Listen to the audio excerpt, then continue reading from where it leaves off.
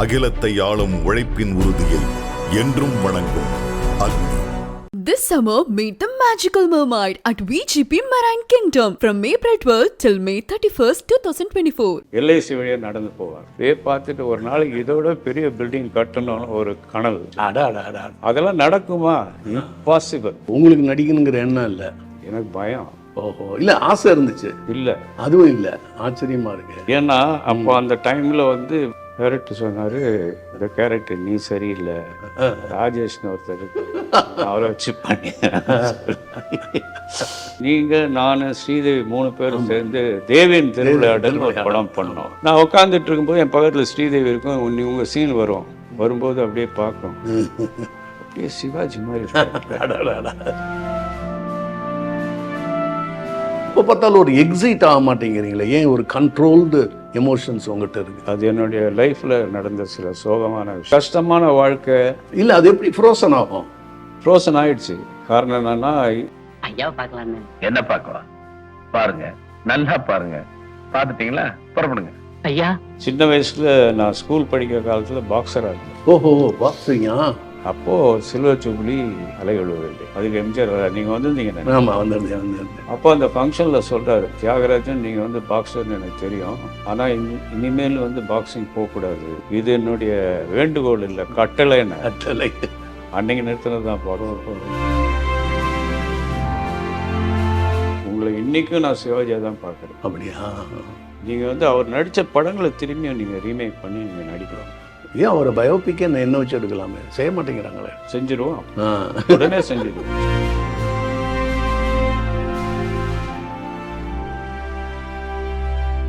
India glitz நேயர்களுக்கு வணக்கம். இன்றைக்கு நம் சந்திக்க இருப்பது என்னுடைய பழைய காலத்து நண்பர், ஆக்டர், இயக்குனர், producer, art director, script writer, இன்னும் பிஸ்னஸ் மேன், பெரிய பெரிய சாதனைகள்லாம் புரிந்தவர். நிறைய பேருக்கு அவருடைய சாதனைகள், அவருடைய அருமை பெருமையெல்லாம் தெரியாது. அவர்களை பற்றி முழுமையாக தெரிந்து கொள்ள முடியாது. ஏன்னா நெருங்கி பழகுனா தானே தெரியும். இப்போ வந்து நம்ம ஒரு பெரிய, நான் வந்து எல்லா நடிகர்கள், பெரிய பெரிய மினிஸ்டர்ஸ் எல்லாருமே டாக்குமெண்ட் பண்ணணும்னு சொல்ல வேணாம். ஏன்னா டாக்குமெண்ட்ரி தான் ஹாலிவுட்லாம் 16mm எடுத்து அந்த காலத்தில் வச்சாங்க. எல்லா நடிகர்களையும் முதல்ல நடித்த நடிகர்கள் இந்த எல்லாத்தையுமே டாக்குமெண்ட் பண்ணுவாங்க. நம்ம நாட்டில் என்னமோ அது இல்லவே இல்லை. சும்மா அதை சினிமாவாக பயோபிக் எடுத்துகிட்ருக்காங்க. இந்த இன்டர்வியூ ஏறக்குறைய ஒரு டாக்குமெண்ட் ஆகும், டாக்குமெண்ட்ரி மாதிரி நான் விரும்புகிறேன். அவர் நடிகர் தியாகராஜன் அவர்கள். வணக்கம். வணக்கம் ராஜேஷ் சார். அதாவது ஒரு 45-50 வருஷத்துக்கு முன்னாடி ஓட்டி பார்க்குறேன். உங்களை முதல்ல பார்க்கும்போது ஒரு குட்டி சிவாஜியை பார்க்குற மாதிரி இருக்கு. நீங்கள் தான் சொன்னீங்க. உங்களுடைய கம்பீரமான அந்த வாக்கு, அந்த தண்டித்த ஒரு குரல், அதில் நீங்கள் பேசும்போது கணீருங்கிற மாதிரியான வார்த்தைகள், தமிழ் புலமை, இதெல்லாம் பார்த்து நான் வியந்து போயிருக்கேன். இன்னும் நிறைய விஷயங்கள் நம்ம பேச போகிறோம். உங்களை பற்றி நிறைய விஷயங்கள் நிறைய பேருக்கு தெரியாது. இருந்தாலும் சில விஷயங்களை நான் சொல்லும்போது அது வந்து அவங்களுக்கு ஒரு உண்டாக்கும்.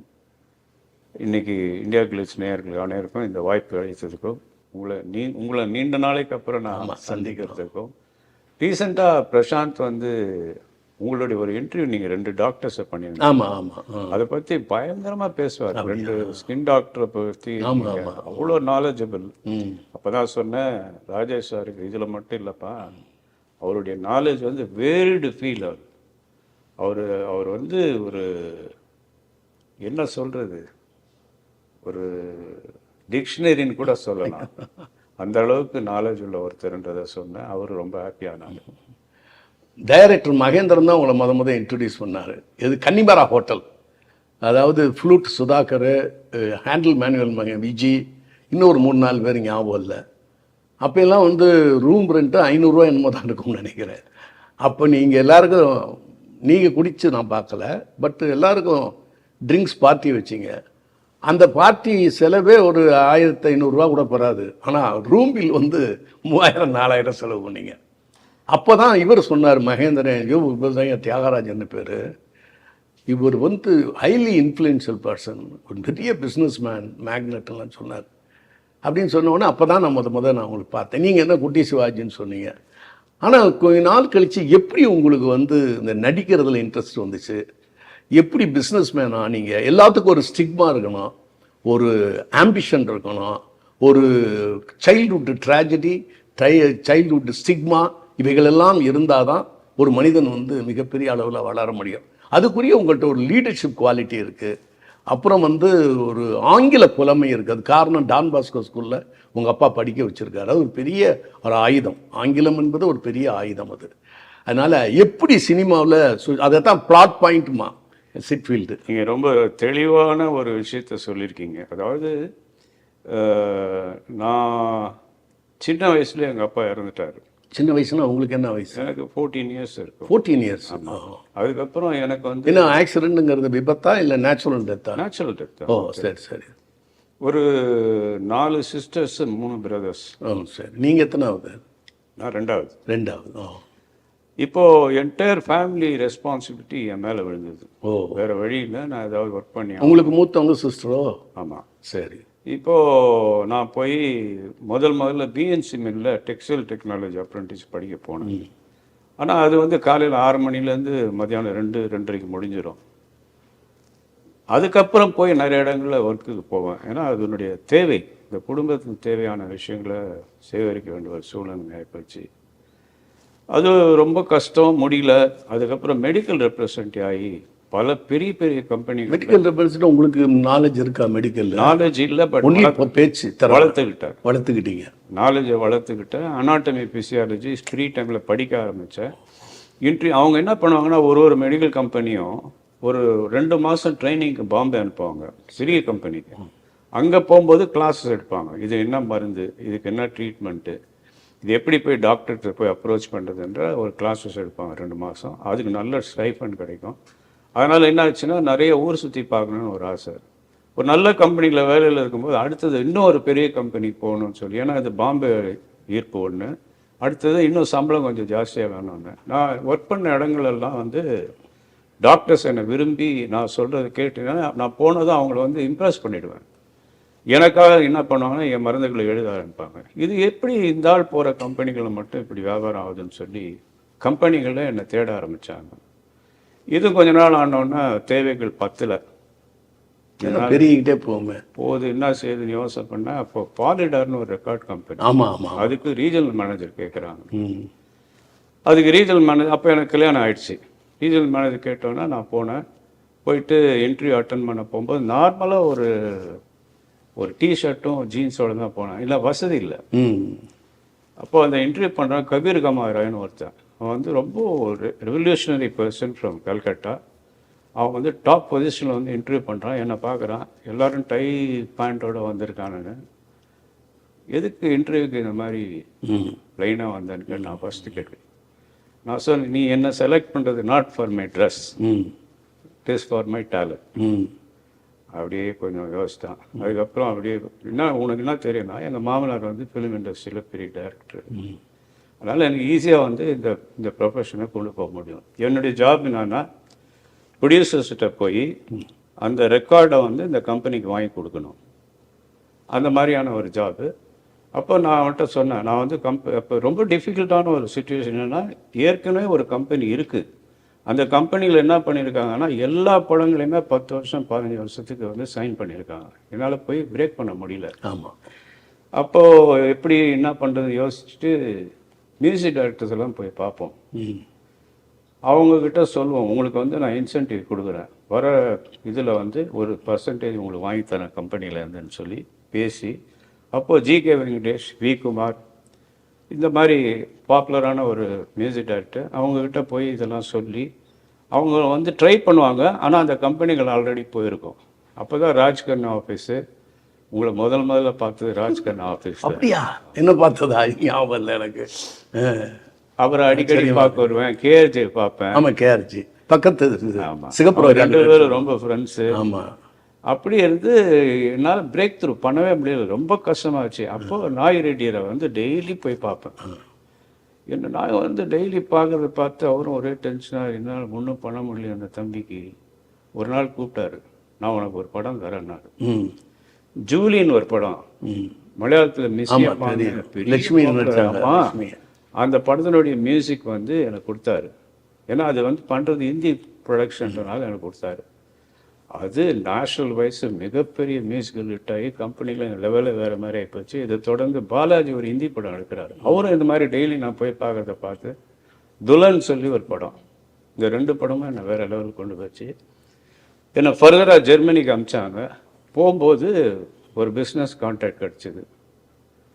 அது யாருன்னா ஆப்பிரிக்காவுக்கு அவங்களுடைய நேஷ்னல் ட்ரெஸ் நைஜீரியாவில் இம்போர்ட் பண்ணுற ஒரு குரூப்.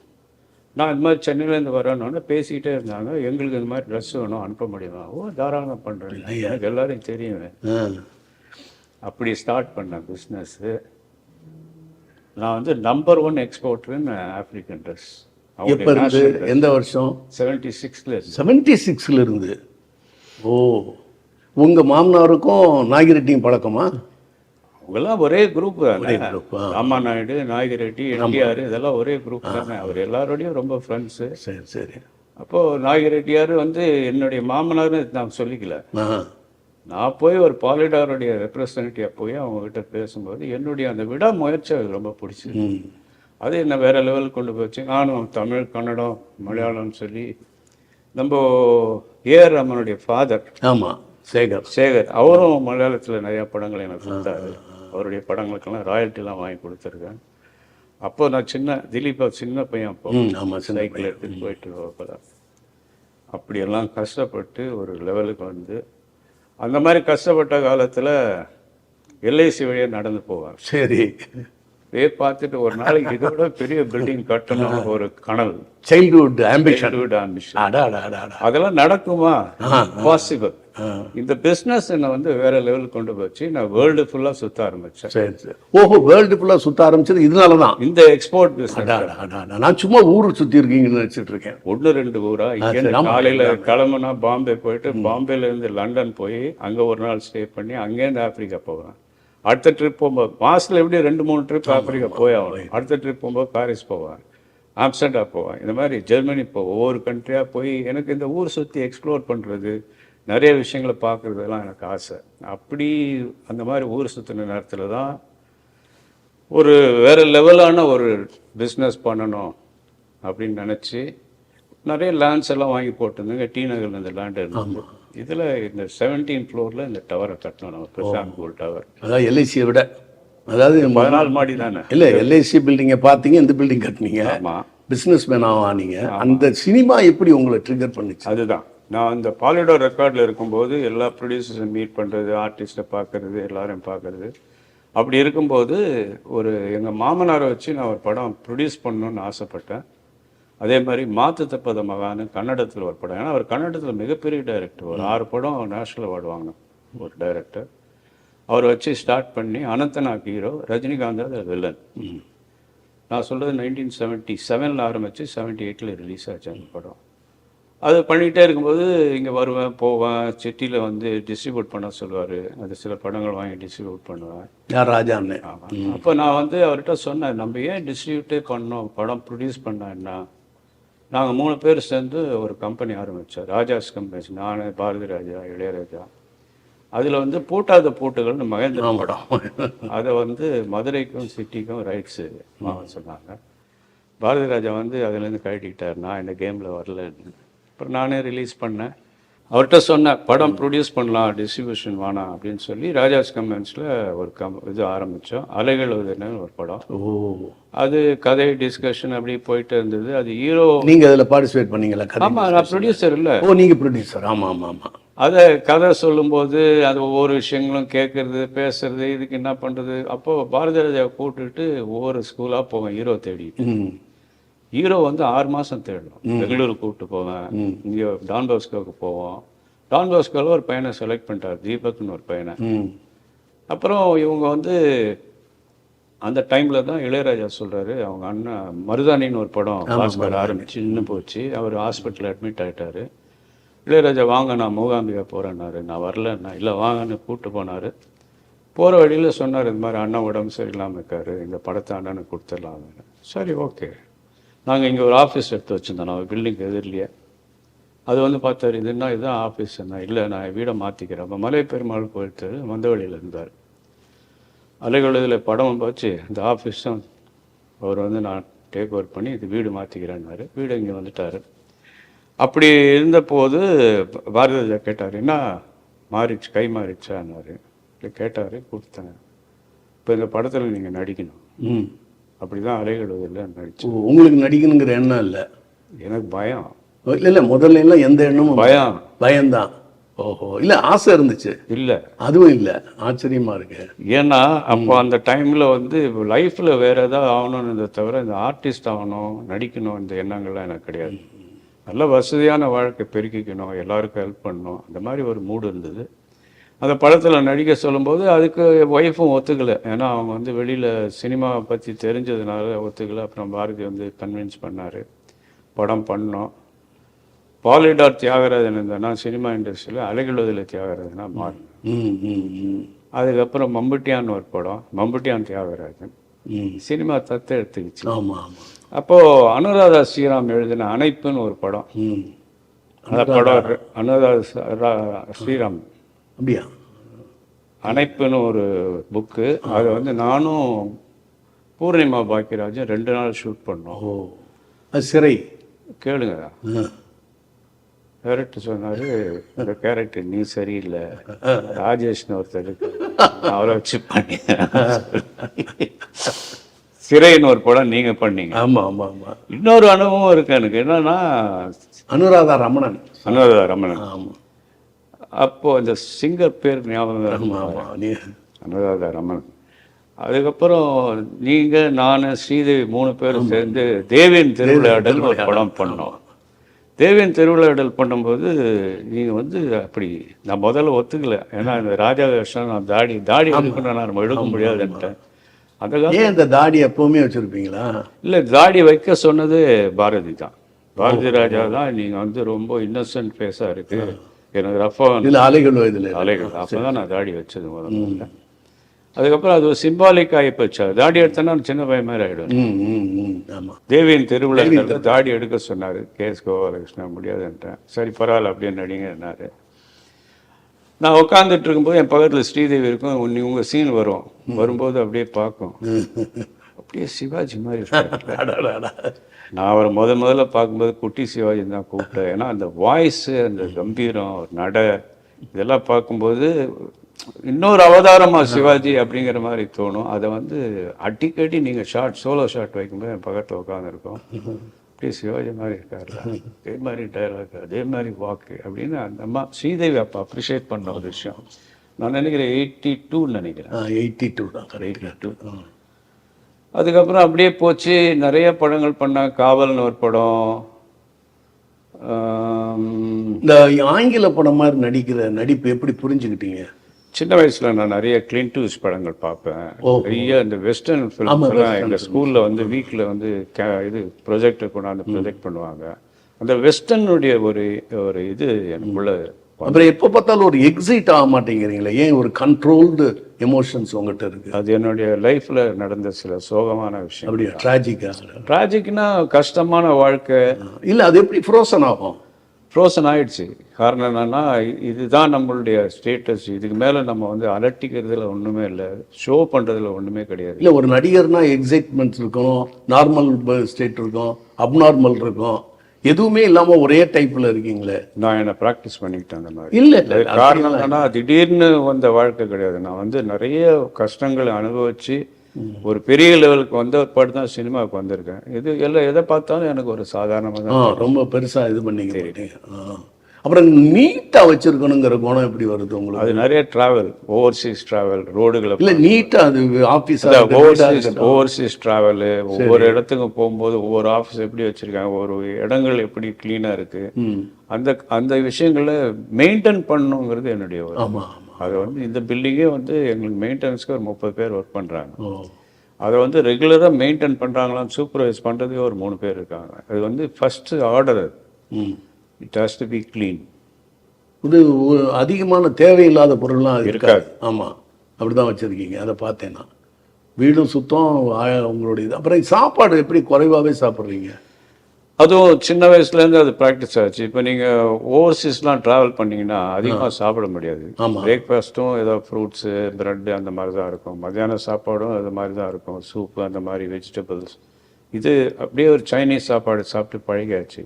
அதனால் கண்ட்ரோல்டாக காலையிலையும் கொஞ்சம், மத்தியானம் கொஞ்சம், ஈவினிங் கொஞ்சம் அப்படி சாப்பிட்டு ப்ராக்டிஸ் ஆகிடுச்சு. அதனால தான் சின்ன வயசில் நான் ஸ்கூல் படிக்கிற காலத்தில் பாக்ஸராக இருந்தேன்.